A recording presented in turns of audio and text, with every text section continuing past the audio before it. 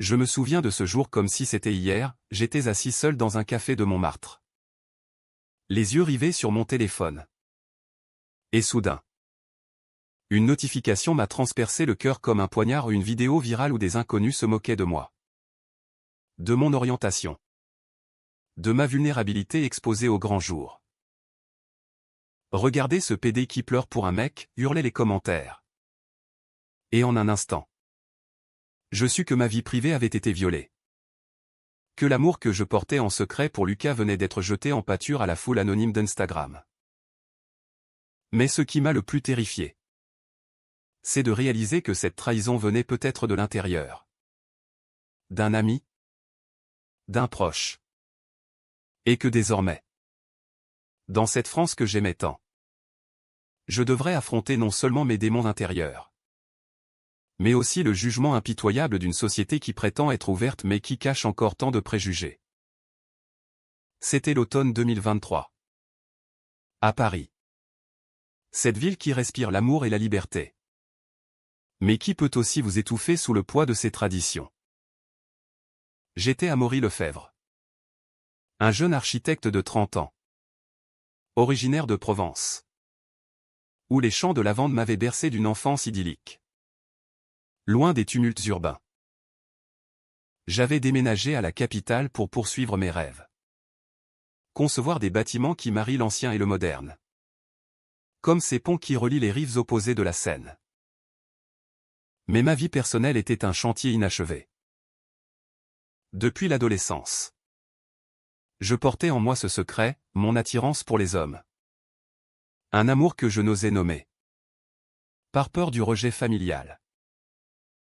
Ma mère, une enseignante conservatrice de Marseille, m'avait élevé dans l'idée que l'amour vrai se conjugue au féminin. Et mon père, un vigneron taciturne, n'aurait pas supporté de voir son unique fils dévier du chemin tracé. C'est lors d'une exposition d'art contemporain au Centre Pompidou que j'ai rencontré Lucas. Il était là. Debout devant une toile abstraite de Rothko. Ses cheveux blonds ébouriffés par le vent automnal qui s'infiltrait par les baies vitrées. Lucas Moreau. 28 ans. Journaliste freelance pour un magazine culturel. Originaire de Bretagne. Avec cet accent chantant qui me faisait fondre. Ses yeux bleus, profonds comme l'océan Atlantique, croisaient les miens. Et en un échange de regards, je sentis une connexion immédiate. Comme si nos âmes se reconnaissaient au-delà des mots. Cette peinture, elle évoque la solitude. Non, m'a-t-il dit d'une voix douce. Presque timide. J'ai acquiescé. Et nous avons discuté pendant des heures. Passant des couleurs de Rothko aux rues pavées de Paris. De nos rêves à nos peurs cachées. Notre première soirée s'est prolongée dans un bistrot du Marais. Ce quartier vibrant où la communauté LGBT respire plus librement. Lucas m'a confié son passé, une rupture douloureuse avec un ex qui l'avait trompé. Le laissant brisé. Méfiant envers l'amour. Moi. Je lui ai parlé de ma famille. De cette pression invisible qui m'empêchait d'assumer qui j'étais. En France, on dit que l'amour est libre. Mais pour nous, c'est encore une bataille. A-t-il murmuré en posant sa main sur la mienne. Ce geste simple a allumé en moi une flamme que je n'avais jamais connue. Nous nous sommes embrassés cette nuit-là.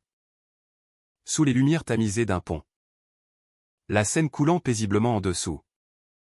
Témoin silencieux de notre naissance.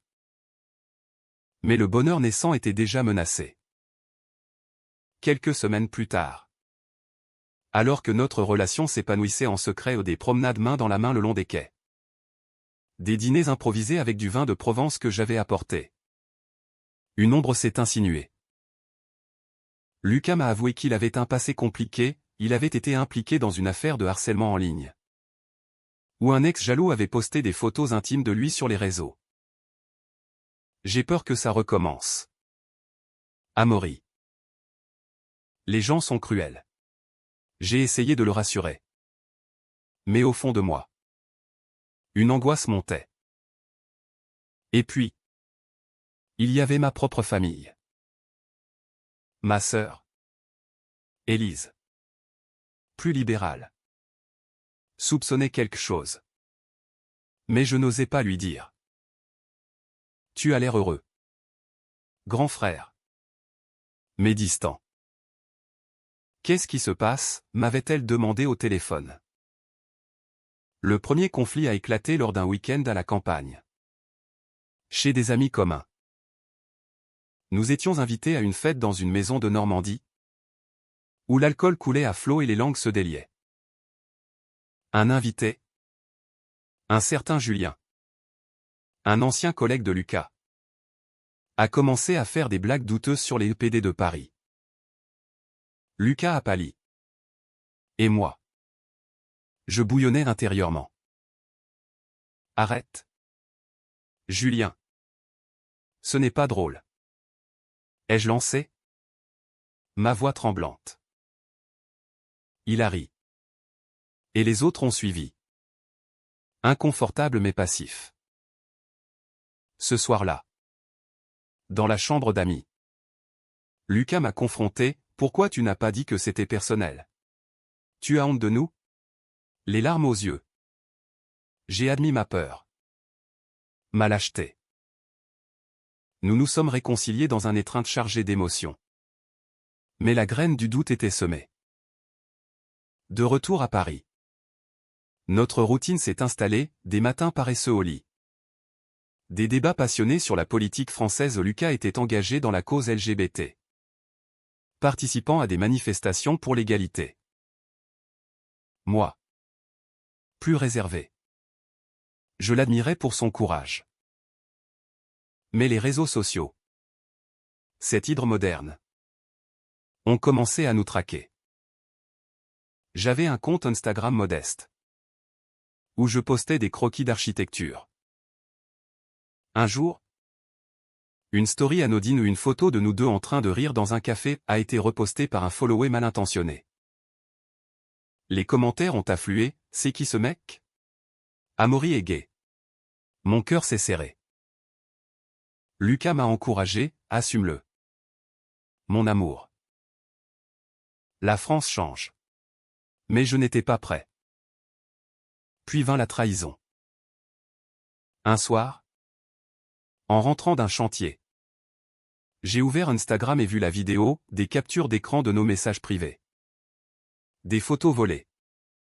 Le tout monté avec des rires moqueurs. Le petit architecte qui se cache, titrait la publication. Des milliers de likes.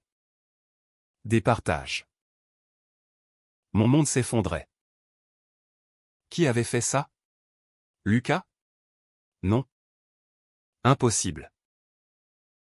Mais le doute s'insinuait. Poison lent. Je l'ai appelé. La voix brisée, c'est toi. Il a nié. Horrifié. Jamais. Amaury. Crois-moi. Mais la confiance était ébranlée. Ce fut le début d'une spirale. Ma famille a vu la vidéo. Ma mère m'a appelé. En larmes, c'est vrai? Pourquoi nous as-tu menti? Mon père a raccroché sans un mot. Élise m'a soutenu. Mais le mal était fait. Lucas et moi nous disputions de plus en plus. Tu penses vraiment que je t'aurais trahi? Criait-il. Je pleurais. Perdu. Paris. Autrefois romantique. Devenait un labyrinthe de suspicion. Les jours suivants furent un tourbillon de confusion et de douleur. Je errais dans les rues de Paris. Évitant les regards. Sentant le poids invisible des jugements. Lucas tentait de me contacter. Mais je l'ignorais. Muré dans ma souffrance. Laisse-moi t'expliquer. Implorait-il dans ses messages. Mais comment expliquer une trahison qui semblait si intime? Seuls nous deux connaissions ces détails. Ou du moins. C'est ce que je croyais. Je me réfugiai chez Élise. Dans son petit appartement du quartier latin. Elle m'accueillit avec un café fort et une étreinte fraternelle. Parle-moi. Amaury. Qu'est-ce qui s'est passé? Je lui racontai tout, notre rencontre. Notre amour naissant. La vidéo infâme. Elle écouta. Les yeux emplis de compassion. La société française est en évolution. Mais il y a encore des imbéciles. Et Lucas? Tu l'aimes vraiment? Oui. Je l'aimais. Profondément. Mais la peur me rongeait. Élise me conseilla de confronter la vérité, va le voir. Les malentendus tuent plus que les faits. Je cédai. Un soir pluvieux. Je me rendis chez Lucas. Dans son loft du canal Saint-Martin. Il ouvrit la porte. Les traits tirés. Les yeux rougis. Entre. Murmura-t-il. Nous nous assîmes face à face. La tension palpable. Ce n'est pas moi. Amaury. C'est Julien. Il a hacké mon ancien compte. Par jalousie. Il était mon ex. La révélation me frappa comme un éclair. Julien. S'est invité moqueur à la fête. Lucas m'expliqua, ils s'étaient séparés il y a 2 ans. Mais Julien n'avait jamais accepté. Il avait gardé des accès. Volé des données. J'aurais dû te le dire plus tôt. J'avais honte. La colère m'envahit. Non contre Lucas. Mais contre Julien. Contre ce monde où l'amour est une cible. Nous pleurâmes ensemble. Nos mains entrelacées. Pardonne-moi mon silence. Supplia-t-il. Je l'embrassai. Scellant une réconciliation fragile. Cette nuit-là. Nous parlâmes jusqu'à l'aube. Partageant nos blessures les plus profondes. Lucas me raconta son enfance en Bretagne. Les moqueries à l'école pour son efféminité perçue. Son coming out douloureux à 18 ans. Moi. Je lui confiai mes nuits d'insomnie en Provence. À rêver d'un amour interdit. Notre relation reprit. Plus forte. Mais marquée. Nous décidâmes d'être plus prudents. Mais Lucas insistait, on ne peut pas se cacher éternellement. La France a légalisé le mariage gay en 2013, c'est notre droit. Je hochais la tête. Mais au fond. J'hésitais. Les commentaires sur Instagram continuaient, des soutiens émergeaient. Mais les haineux dominaient. Dégagés de nos rues, écrivaient certains. Cela me rappelait les débats houleux à l'Assemblée. Les manifestations pour et contre. Un nouveau conflit surgit lors d'une visite familiale. Je décidai d'emmener Lucas à Marseille pour Noël. Ma mère, après des semaines de silence, avait accepté une rencontre. Viens avec ton ami, avait-elle dit. Le mot ami chargé de sous-entendu. Le voyage en TGV fut tendu, Lucas serrait ma main. Nerveux. À l'arrivée. La maison familiale embaumait la bouillabaisse. Mais l'atmosphère était glaciale. Mon père nous salua à peine. S'enfermant dans son bureau. Ma mère, polie mais distante, posa des questions anodines. Puis, lors du dîner. L'explosion, alors? C'est vrai? Tu es. Comme ça, demanda-t-elle. Les larmes aux yeux. Lucas intervint calmement, Madame.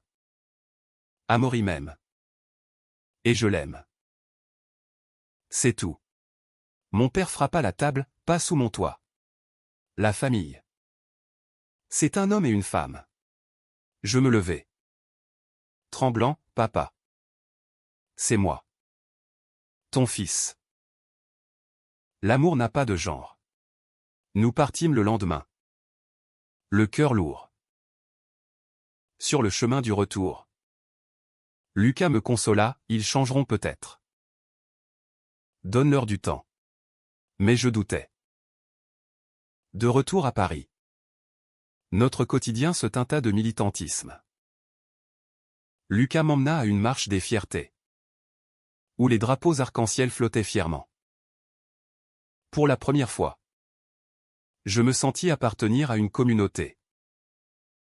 Regarde. Amaury. Nous ne sommes pas seuls. Mais un incident vint tout bousculer, Julien réapparut. Postant une nouvelle vidéo. Plus vicieuse. Accusant Lucas de manipulation. Il m'a brisé. Et maintenant il brise un autre. Les réseaux s'enflammèrent. Lucas fut harcelé au travail. Perdant un contrat. C'est ma faute? Sanglotait-il. Je le serrai fort, non. C'est la sienne. On va le dénoncer. Nous portâmes plainte pour cyberharcèlement. Un processus épuisant mais nécessaire. Les autorités françaises, avec leur loi sur la haine en ligne, nous soutinrent. Pendant ce temps, notre amour grandissait dans l'adversité. Des soirées intimes au Louvre. Des pique-niques au jardin des Tuileries. Où nous discutions de l'avenir. Et si on se mariait, proposa Lucas un jour. Sous un ciel étoilé. Mon cœur bondit. Mais la peur persistait. Avec tout ça, la crise culmina lors d'une confrontation avec Julien. Il nous contacta, prétendant vouloir s'excuser. Nous le rencontrâmes dans un café neutre. J'étais jaloux. Lucas. Tu m'as quitté pour lui. Les mots étaient amers. Je vis la douleur dans les yeux de Lucas, tu as détruit nos vies par vengeance. Julien partit. Tête basse. Mais le mal était fait. Cette rencontre nous unit plus que jamais. Mais elle révéla aussi des failles, Lucas avait gardé des secrets sur son passé avec Julien. Des détails intimes qui me blessaient. Les mois suivants furent une épreuve de feu pour notre relation. Après la confrontation avec Julien, une paix relative s'installa. Mais les cicatrices restaient vives. Je me surprenais à douter. À scruter les messages de Lucas. Cherchant des signes de trahison. Pourquoi ne m'as-tu pas tout dit sur lui, demandai-je lors de nos disputes. Il répondait. Patient, j'avais peur de te perdre. Mais la confiance, une fois brisée, se répare lentement. Comme un vitrail ancien dans une cathédrale française. Paris. Avec son rythme effréné, nous offrait des distractions, des expositions au Grand Palais. Des balades en vélo le long des berges. Lucas reprit son travail. Écrivant des articles sur les droits LGBT. Inspiré par notre histoire. Moi. Je conçus un projet d'architecture inclusive. Un centre communautaire pour la jeunesse queer. C'est notre façon de riposter. Disais-je. Mais en privé. Les tensions montaient. Ma famille me manquait, ma mère m'envoyait des messages sporadiques. Mélange de reproches et d'inquiétude. Reviens à la maison. Seul. Cela me déchirait. Un secret enfoui refit surface lors d'une soirée chez des amis. Une connaissance commune. Marie. Une artiste lesbienne. Lâcha innocemment, Lucas. Tu ne m'as pas dit que tu avais vu Julien récemment? Le silence tomba. Lucas pâlit, c'était pour clore l'affaire. Amaury. Rien de plus. Mais je bouillonnais.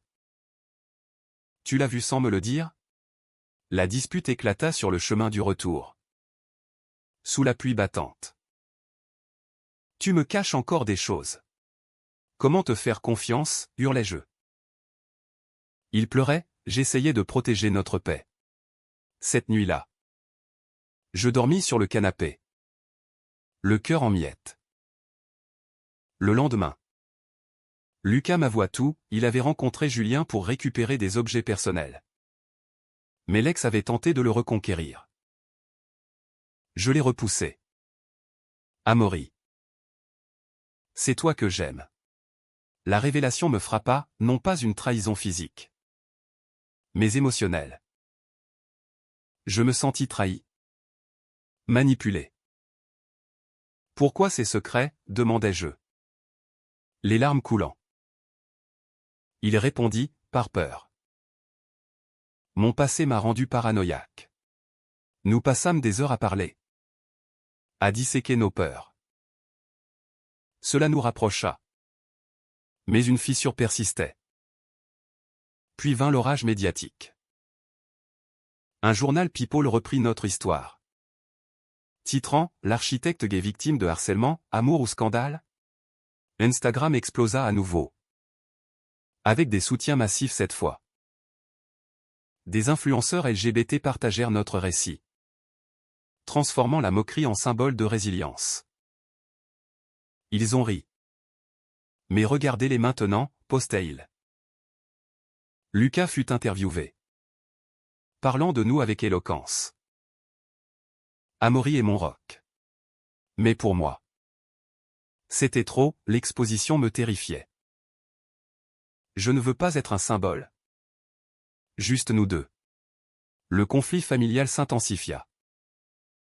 Mon père m'appela enfin, viens seul à Provence. On doit parler. J'y allai. Laissant Lucas à Paris. La maison familiale, entourée de vignes, était inchangée. Mon père, assis sous le porche, me regarda, je t'aime. Fils. Mais ça, c'est contre nature. Je plaidai, papa. L'amour est naturel. Lucas me rend heureux. Il secoua la tête, choisis, lui ou nous. Le ultimatum me brisa. Ma mère intervint, donne-nous du temps. Mais je partis. Dévasté. De retour. Je confiai à Lucas, il me force à choisir. Il pleura, ne les laisse pas nous séparer. Mais le doute s'insinuait, et si notre amour était trop destructeur? Une nuit. Après une dispute. Lucas disparut. Je le cherchai partout. Paniqué. Il revint au matin. Avouant avoir vu Julien une dernière fois. Pour lui dire adieu définitivement. La fureur m'envahit, c'est une trahison. Nous nous séparâmes temporairement. Chacun dans son coin de Paris. Seul. Je réfléchissais. Élise m'appela, ne laisse pas la peur gagner. Lucas t'aime. Je réalisais mes propres failles, ma lâcheté. Mon incapacité à assumer pleinement. Lucas, de son côté, luttait contre ses démons passés. Nous nous revîmes dans un café. Les yeux emplis de regrets. Pardonne-moi, murmura-t-il. Je l'embrassai, moi aussi. Mais un nouveau coup, Julien posta une fausse preuve de infidélité. Une photo truquée. Les réseaux crurent. Et Lucas fut lynché en ligne. Traître, criait-il. Il s'effondra. Déprimé. Je le soutins. Dénonçant le fake. La communauté se mobilisa. Et Julien fut arrêté pour diffamation. Cela nous unit. Mais le mal psychologique était profond. La tempête atteignit son apogée lors d'un événement inattendu. Lucas, fragilisé par les attaques, fut hospitalisé pour épuisement. Assis à son chevet à l'hôpital Cochin. Je tenais sa main, priant pour son rétablissement. Je t'aime. Amaury. Ne m'abandonne pas, murmura-t-il faiblement. Ce moment me fit réaliser, notre amour valait tous les combats. Mais les doutes persistaient, ma famille appelait, insistant pour que je rentre. Sorti de l'hôpital, Lucas proposa, marions-nous. Montrons au monde que l'amour triomphe. L'idée me terrifia et m'exalta. Avec tout ce chaos, mais il insista, c'est notre revanche. Nous commençâmes les préparatifs. En secret d'abord. Paris, avec ses mairies élégantes, offrait le cadre parfait. Mais les fuites arrivèrent, un ami indiscret posta sur Instagram. Les réactions fusèrent, soutien et haine mélangés. Enfin un mariage gay qui inspire, vs dégueulasse. Le conflit avec ma famille culmina. J'invitai mes parents à Paris. Ils vinrent, tendus, dans un restaurant du Louvre. Je déclarai, nous nous marions. Venez ou non. Ma mère pleura, je t'aime. Mais mon père, je ne peux pas. Ils partirent, me laissant brisé. Lucas me consola, on a l'un l'autre. Puis, la trahison ultime, je découvris que Élise, ma sœur, avait involontairement aidé Julien au début. En partageant une info. Je ne savais pas, s'excusa-t-elle. La douleur fut immense, même toi. Nous nous disputâmes. Mais elle jura loyauté. Cela approfondit ma solitude. Le jour du mariage approchait. Une manifestation anti-LGBT éclata près de la mairie. Coïncidant avec notre date. Annulons. Suggérai-je. Lucas refusa, non. C'est notre moment. La veille. Un appel anonyme menaça, vous regretterez. La peur nous envahit. Mais nous persistâmes. Le jour J. Sous un ciel gris parisien. Nous arrivâmes à la mairie du 4e arrondissement. Des amis. La communauté LGBT. Nous entourait. Mais dehors. Des protestataires hurlaient. À l'intérieur. Le maire. Une femme progressiste. Officia, Amaury et Lucas. Vous unissez-vous? Oui. Répondîmes-nous. Tremblant. L'échange des anneaux fut émouvant. Nos vœux chargés de promesses. Soudain. Un tumulte, les manifestants tentaient d'entrer. La police intervint. Mais l'angoisse monta. Puis, miracle, mes parents apparurent. Ma mère. En larmes, nous ne pouvions pas te laisser. Mon père. Raide, je suis là pour toi. L'émotion nous submergea. Le mariage se poursuivit. Symbole de victoire. Mais le haut trao n'était pas fini. Sur Instagram. La vidéo du mariage vira, des millions de vues. Transformant la moquerie en admiration. Ils ont ri. Mais regardez ce couple inspirant. Les médias couvrirent un mariage gay qui change les cœurs. L'opinion publique bascula. Avec des débats nationaux sur l'acceptation. Pourtant, en privé, Lucas avoua un dernier secret, il avait envisagé de partir avant le mariage. Par peur. Mais ton amour m'a retenu. Cela nous força à une thérapie. À reconstruire. Après le mariage. Notre vie prit un tournant inattendu. Paris nous semblait plus accueillante. Les rues du Marais vibraient d'une énergie nouvelle.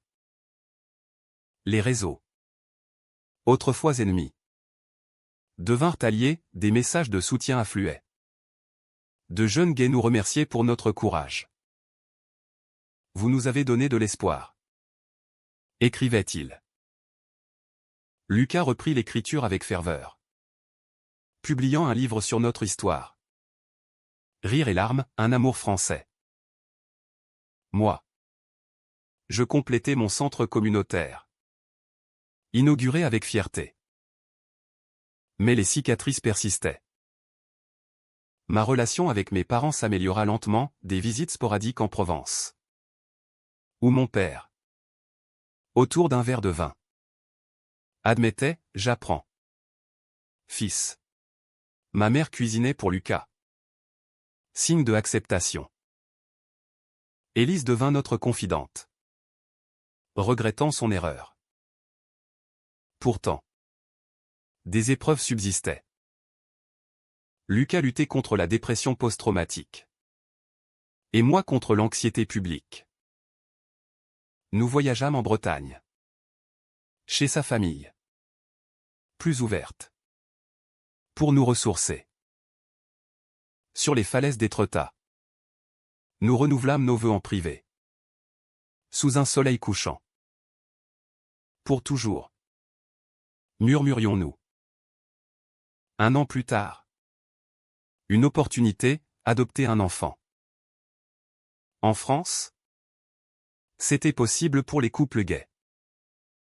Les débats furent intenses, sommes-nous prêts?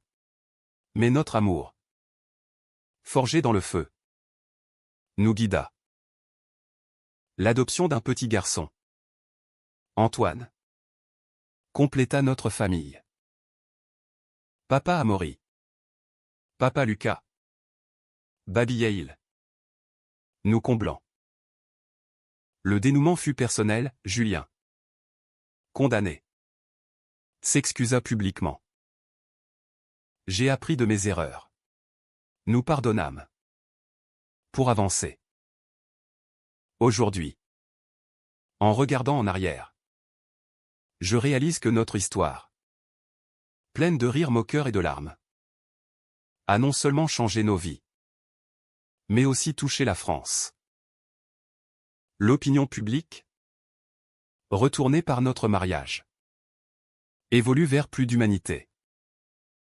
L'amour, dans toute sa diversité, triomphe. Et dans les bras de Lucas, je sais que chaque épreuve valait la peine.